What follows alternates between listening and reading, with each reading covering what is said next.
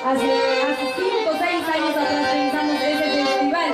Este festival con ese nombre separamos el local Mamara, ¿no? Que nos cerró el año pasado. Pero ahora es una realidad. ¡Queremos escuchar música!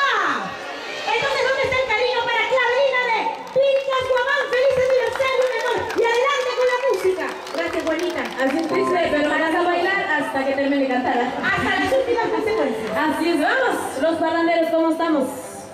Acá estamos con los grandes maestros, pues.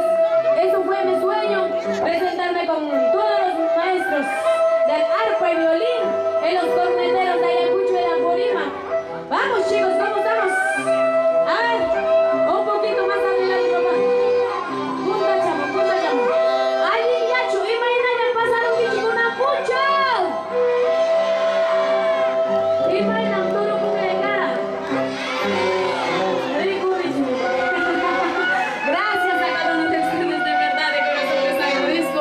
Muchísimas gracias a todos mis paisanos, ayacuchanos, apurimeños, huancavelicanos, cusqueños, arequipeños, cajamarquinos.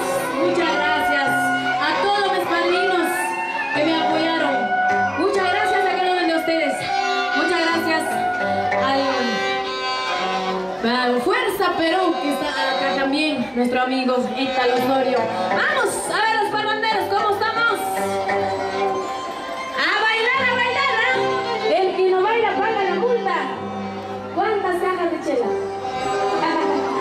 Una caja nada más para tomar yo sola. Vamos. A ver. Vamos. Intento de Vita Guamán. ¡Oye, ya está, chicos, su chata!